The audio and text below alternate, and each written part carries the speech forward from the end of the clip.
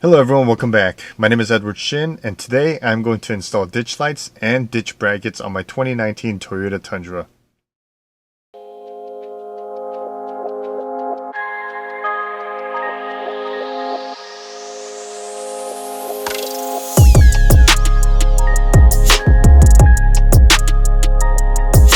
So just recently for my birthday, my girlfriend Katie got me these rigid D-Series Pro Amber Pod LED lights. D-Series Pro versions are the ones that have a little bit more light output. So I'll put the specs as far as the lumens right here. The funny thing is she knew exactly what kind of ditch lights I was looking for, and it turns out she did ask around with my friend Mike. And since he knew exactly what I was looking for, he kind of helped her out a little bit. But, you know, I'm still grateful that she was able to put the thought into trying to find one of these things for me. And the reason why I wanted the Amber and Flood is because, one, for the Amber, as you've seen in some of my other Overland videos, when I do go traveling or car camping, I do go into situations and environments where it can be dusty, where it can be snowy or rainy or foggy. The best kind of lighting for that to cut through the sand and the fog and the snow and all that is the ambered color. For example, on a very dusty environment, you want any other vehicle that's in front of you, or driving in front of you or coming your direction, to be able to see you and those lights cutting through, which are the ambers. That brings me to my second point of wanting the flood lights. Is the floods aren't the spot beam, so it's kind of more scattered, it's more spread out, not concentrated into one point. And the thing that's good about that is when we're driving at night, I definitely want to make sure I got a good illumination around me in my close vicinity, as well as if I am driving behind someone, that I am not blinding them with the spotlight with high intensity straight into their rear view mirror or their side view mirror. Second thing, I did get brackets from Cali raised.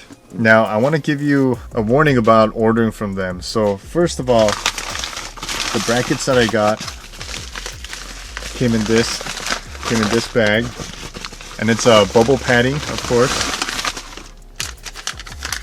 and it came like these, and these are the ditch brackets. These are the low profile brackets, and you'll see that as I install it onto the hood. But here's my warning.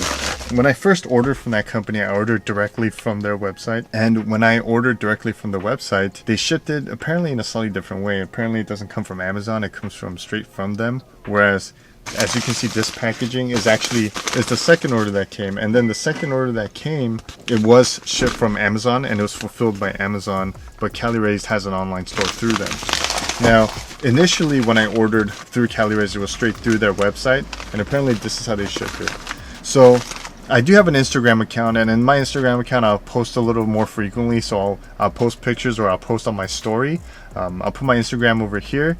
If you're interested, go ahead and follow me on there. But I did post a story about how I initially got this packaging like this, and it actually, this rip here, this tear and this hole, was not made by me. This is how it came in my mailbox. As you can see, even the packaging, the plastic packaging, was a little bit banged up as well. So I did contact Cali Raised, and they did rectify it by sending me a second package. And the second one, they said came straight from Amazon, or fulfilled through Amazon, and you can see it's packaged a little better, and the condition is much better on these brackets. So I was debating whether or not I should do an install video for these brackets and the light. So what I did was I posted on my Instagram story, I posted a poll. Whoever follows me on Instagram usually follows me on YouTube, and I asked for your feedback and input, and seeing if you guys did want me to make a video on installation of this, and a good majority of you did want to see the installation video, so here I am making it. I want to thank my girl Katie. Thank you very much for these pod lights. I really appreciate them for sure.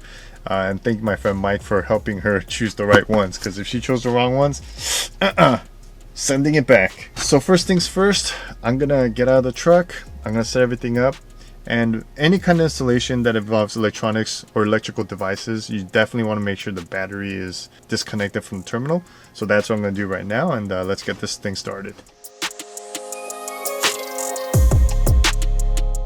Alright, so the brackets come with everything you need in terms of the bolts and the nuts, as well as the bracket itself. Now the brackets are labeled with a D and a P. So D is the driver's side and P is the passenger side, of course. And of course I'm using a ratchet with a 12mm is the bolt size.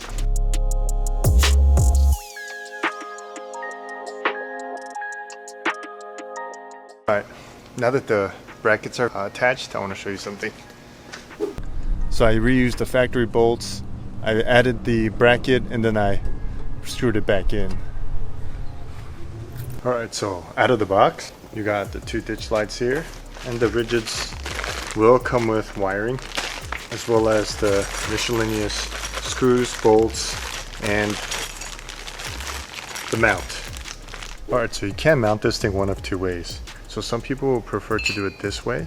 So when you do plant it like this, as you can see, it's elevated above the bracket. Now, some people choose to go this route. If you do it that way, as you can see, the gap here is much shorter, so it's more low profile on top of the brackets. The way I had it on my Tacoma was this way, so it's a little more elevated. That is my personal preference, so that's how I'm going to install these onto the bracket.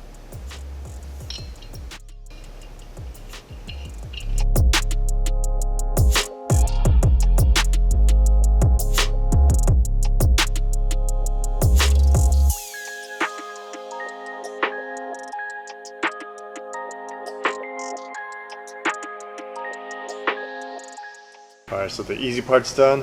Now what we got to do is get the harness set up, which might be the hardest part of this whole install, which is getting it through the firewall. Alright, like I said, the lighting did come with this cable. As you can see, it doesn't have a relay on this harness.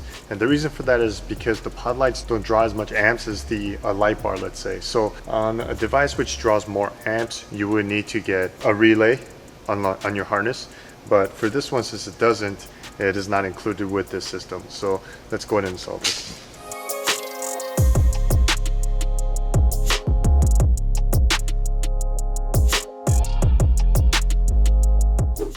Alright guys, pardon the dust, but here's how the wiring looks like inside from what I did.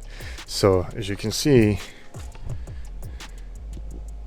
from the light, the ditch light, I plugged it in to the harness over here. What I did is I seated it right here because there's enough gap over here for me to close the hood and not damage this. And then I ran the wires all the way, which goes to this light here, and I put it the same way. As you can see, I have the line from the light here connected to the harness light, and it's planted in here. See that red line right there? That's from the harness, and they just connected right here. So it connects right here. This is the harness, this is the ditch light. It connects, planted there. And what I did was, instead of using zip ties, I used actually over here, if you see, I stuck it on to here using Gorilla Tape. And what I did was to prevent for all the harness wiring from falling out, just in case, even though I tucked it underneath this plastic, I put Gorilla Tape all along where I put it in there, so that the tape prevents any of the wire from falling out. You know, with heat, it might melt a little bit, but it's still holding it in place relatively, so we'll see how that holds out. If it's bad, then I might just remove it and then clean out the adhesive with some Goo Gone or something, and then maybe try some zip ties after. And as you can see, the Gorilla Tape that I put against here are holding up pretty fine. It does get really hot inside the engine bay, but as you can see, it's still holding up and the adhesive is doing fine. Now the hardest part of this was getting the wire through the firewall. Now behind over there, if you can see, there's a section where all these wires are going into the cab. Now over there underneath, there's like a little, it looks like a little rubber nipple. So from that, you put the wires in through that. It wasn't easy, but you can still get it done. So I did that, and then these are the wiring. I know it's not the cleanest way of doing it. I know there's people who can make it look really clean, but I decided not to snip away and shorten any wiring, leave it at the length that it came in. And of course, using the Gorilla Tape, you gotta clean the surface before you use the tape, make sure the adhesive sticks. And then I had the wiring stay up against the side over here. And then as you can see, the wiring from here goes to the positive. As you can see, goes to the positive there.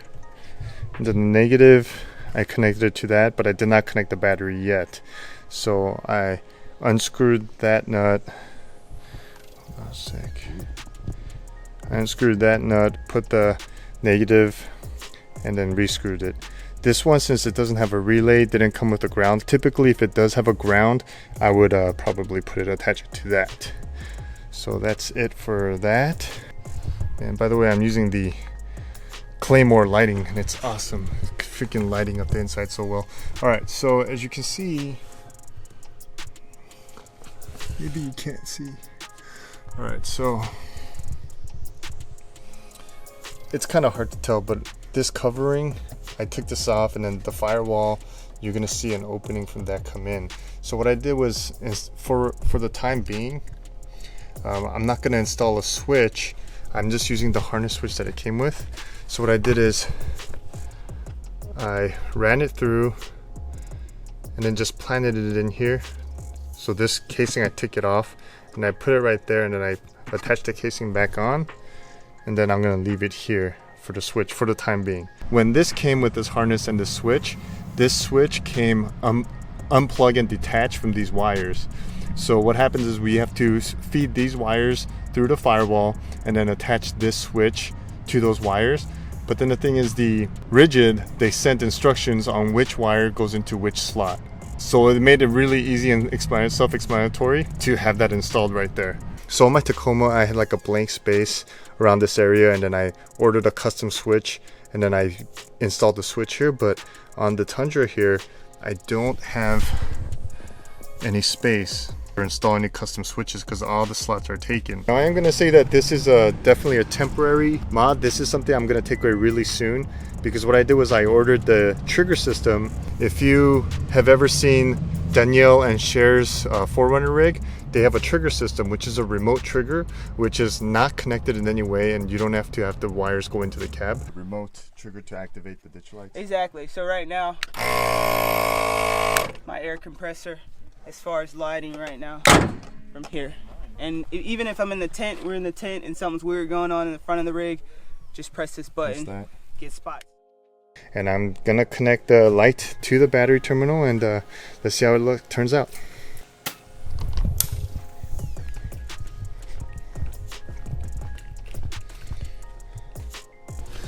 All right, so here's that switch. Here we go. There we go. When it's activated, it turns on. I don't know how well the camera's gonna pick this up, but standing right in front of it, man, these are freaking bright. These are perfect. As you can see on the lower bumper right here in this gap, I am able to fit a 30-inch light bar. So I'm gonna do that and put that in there, and I believe it was about 11,000 lumens, which is more than enough. So what's gonna happen is my ditch lights, because they're amber, I'm not gonna use that to lighten up the road really. It's mainly for the fog, sand, snow, and that amber ambient lighting. The amber lighting is also great because it allows other people to see you better when you're on the road in foggy conditions as well. So that's another safety feature for amber lighting. For if I wanted to brighten up the road when I'm in the forest road late at night, I am gonna put the LED bar in here, and that's why I'm putting that in there. So when I install that, then I'm gonna attach that to the trigger system, and I'm gonna have that one as well as the ditch lights be connected to that trigger. Here is my low beam. Here is my high beam. Now I'm gonna turn that off, and then let's try the ditch lights.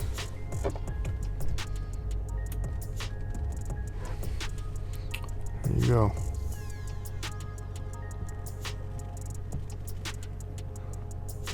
See, my camera is kind of bad at picking up low light, but for me, I can see behind that tree, and I can see the grass behind it as well. So far, I'm very pleased with it. Obviously, you're going to see it in my future videos when I go overlanding and such. I'll test it out more at forest roads at night and show you guys what it looks like. But until then, thanks for joining me on this install video. If you have any questions, leave a comment below. Leave a comment or a question. If you have any questions about the install itself, or if you have any suggestions, please let me know. Like I said, a lot of this stuff is temporary, like the switch, the wiring. I'm going to probably update a little bit further down the line. But for right now, this is what I'm doing. Be safe, guys. Take care, and I'll see you guys next time.